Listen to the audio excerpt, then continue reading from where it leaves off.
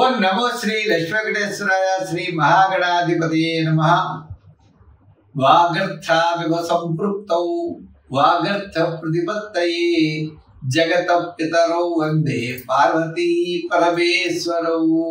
ప్రేక్షకుల నమస్కారాలు తెలియజేస్తూ మనం ఈ వారం రాశిఫలాలు తెలుసుకుందాం. 15/6/2025 నుండి 21/6/2025 వరకు ఉన్న గ్రహాల యొక్క పరిస్థితులను అనుసరించి మనం రాశిఫలాలు తెలుసుకుందాం. మేషరాశిలో శుక్రుడు, మిథున రాశిలో రవి, బుధుడు, గురుడు, కన్యా రాశిలో కేతువు, మరి కుంభరాశిలో రాహు, మీన రాశిలో శని. ఈ విధంగా చంద్రుడు మనకి మకర, కుంభ, మీన రాశుల్లో చంద్ర సంచారం ఈ వారం ఉంటుంది. ప్రతి ఒక్కరూ కూడా కామెంట్ రూపంలో మీ యొక్క సందేహాన్ని తెలియజేస్తామని చెప్పి అనుకుంటూ మనం వార ఫలాలు ప్రారంభిద్దాం.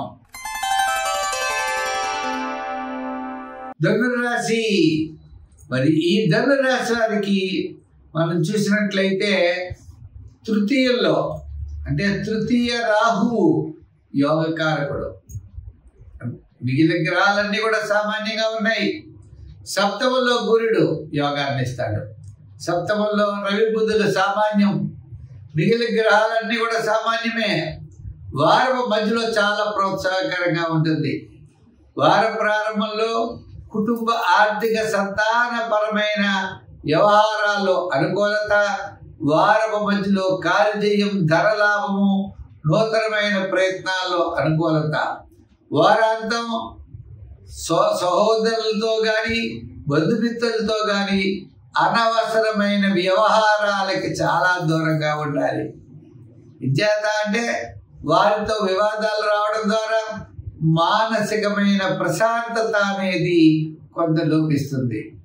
అనవసరమైన వ్యవహారముల ద్వారా చిన్న చిన్న పొరపాట్ల ద్వారా ఇబ్బందులు కలిగే అవకాశాలు ఉన్నాయి. జాత వారాంతం చాలా శ్రద్ధ అనేది తీసుకోవాలి. విద్యార్థులకి మంచి అవకాశాలు ఉంటాయి. రాజకీయ నాయకులు కూడా కాస్త ఆహ్వానాలు ఉంటాయి. వృత్తుల పరంగా ఉన్న వారికి కూడా డెవలప్మెంట్స్ ఉంటాయి. తన దగ్గర పనిచేసే వర్కర్ల వల్ల, పార్ట్నర్స్ వల్ల స్వల్పమైనటువంటి విభేదాలు రావడానికి అవకాశాలు ఉన్నాయి. కాబట్టి అటువంటి విషయాల్లో శ్రద్ధ తీసుకోవాలి. వ్యాపారాత్మకమైన ఆర్థిక లావాదేవీలు అనుకూలంగా ఉన్నాయి. ఫైనాన్స్, జనరల్, కిరాణా, మెడికల్, లోహ, యంత్ర, వాహన, చేతివృత్త పనివారు, కార్మికులకి, సంచార వ్యాపారస్తులకి, గృహోపకరణాల వారికి చాలా ప్రోత్సాహకరంగా ఉన్నది. లోహ యంత్ర వారికి సామాన్యంగా ఉన్నది. కాబట్టి లోహ యంత్ర వాహన వారు, ఐరన్ బిజినెస్ చేసేవారు జాగ్రత్తలు తీసుకోవాలి.